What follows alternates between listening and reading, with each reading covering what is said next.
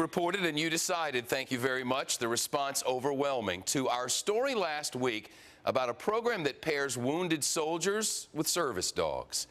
These are extraordinary animals. They help injured war heroes get through every day a little bit easier. But training just one can cost as much as $50,000, if you can believe it.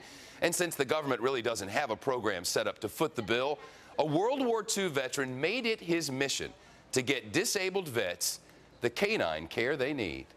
Phil Keating brought us the story and is live with the update in our South Florida newsroom. Great news, Phil. That's outstanding. Irwin Stovroff's phone has been ringing off the hook, and in a good way. I just spoke with him, and the World War II vet says this is the realization of his dream, that if enough people knew what he was trying to do, this would happen. It's just been phenomenal. I just can't believe it. Letters from all over the country, envelopes with tens of thousands of dollars in donations. Cash, I want you to listen to me. Since we first introduced you to Irwin Stovroff, a World War II vet who's been raising money to provide service dogs like his golden retriever Cash to wounded veterans, he says as word has spread, America's generosity has delivered. Good boy, Brace.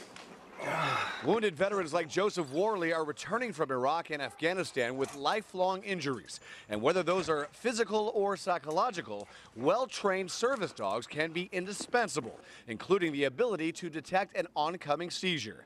The government does not fund training and assigning these dogs, which is why Stovroff, who was shot down and captured in Nazi Europe, has been working so hard to raise money to get these dogs that can help so much to the wounded veterans he calls heroes. I get choked up.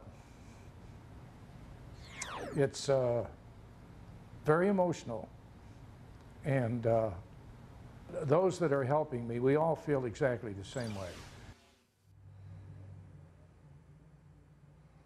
Now, through all the publicity over the past week, Stovroff has raised so much money, he can now buy, train, and deliver several of these service dogs. But keep in mind, there are so many wounded soldiers coming back from the two ongoing wars that hundreds and hundreds of these dogs are needed. So as for the federal case here, the congressional push to federally fund service dogs for wounded veterans, the Senate passed its version of the bill last week, and the House will vote on it after the August recess. Shep. Phil Keating, live in Miami Beach.